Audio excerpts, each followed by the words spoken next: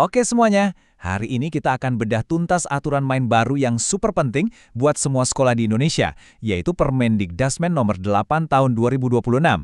Ini adalah buku panduan kita untuk mengelola dana bantuan operasional satuan pendidikan, atau yang kita kenal sebagai dana BOSP. Yuk kita lihat langsung apa saja yang baru dan perlu kita perhatikan. Nah, khususnya buat Anda para kepala sekolah, para bendahara, dan semua yang terlibat dalam pengelolaan pendidikan, pertanyaan ini krusial banget kan?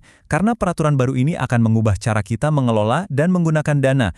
Jadi siap nggak siap, kita harus siap agar semuanya berjalan mulus. Ini dia agenda kita.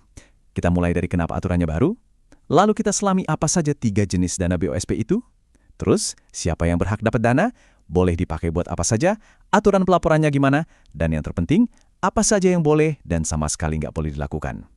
Lengkap! Oke, kita mulai dari yang paling dasar dulu ya. Kenapa sih peraturannya harus diperbarui? Intinya begini, peraturan tahun 2026 ini hadir untuk satu tujuan utama, membuat pengelolaan dana BOS jadi lebih akuntabel, lebih tepat sasaran, dan tentunya lebih efektif. Jadi, apa itu dana BOSP? Sederhananya, menurut pasal 1, ini adalah dana alokasi khusus non-fisik dari pemerintah pusat. Nah, kata kuncinya di sini adalah non-personalia. Artinya, dana ini bukan untuk gaji pokok PNS ya, tapi murni untuk membiayai semua kebutuhan operasional sekolah sehari-hari. Nah, ini dia, salah satu perubahan yang paling mendasar.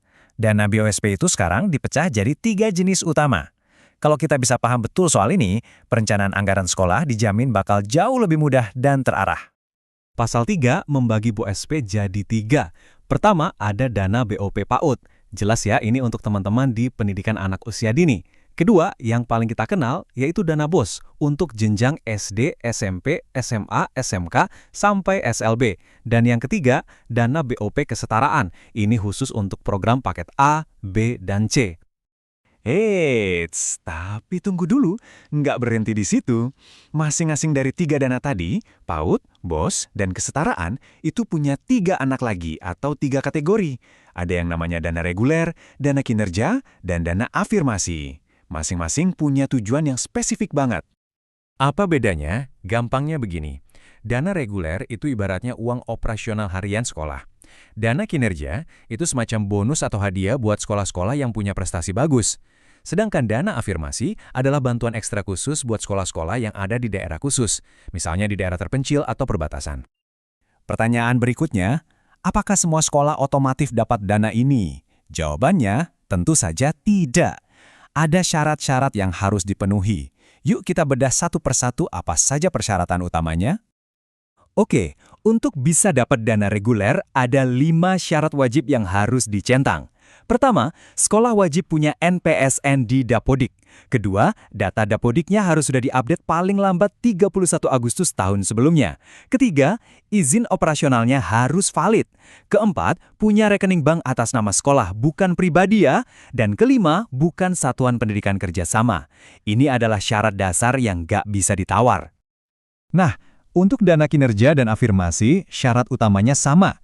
Harus jadi penerima dana reguler dulu. Bedanya adalah, dana kinerja itu diberikan ke sekolah yang berprestasi atau yang rapor pendidikannya masuk 10% terbaik. Sementara dana afirmasi, ini murni berdasarkan lokasi. Sekolahnya harus berada di daerah khusus yang sudah ditetapkan oleh kementerian. Oke, kita anggap sekolah Anda sudah memenuhi syarat dan dana sudah cair. Sekarang, bagian yang paling ditunggu-tunggu. Uangnya boleh dipakai buat apa aja? Ini bagian yang paling praktis dan penting banget untuk diperhatikan supaya nggak salah langkah. Nah, ini salah satu perubahan paling signifikan di peraturan baru. Ada yang namanya komponen pengeluaran wajib. Ya, Anda nggak salah dengar. Ada alokasi dana yang sifatnya mandatory, yaitu untuk pengembangan perpustakaan dan pembelian buku. Ini sinyal kuat kalau prioritas kementerian sekarang adalah peningkatan literasi siswa. Berapa persen alokasi wajibnya? Untuk BOP PAUD, minimal 5% dari dana regulernya harus dialokasikan untuk buku. Angkanya lebih tinggi untuk BOS dan BOP kesetaraan, yaitu minimal 10%.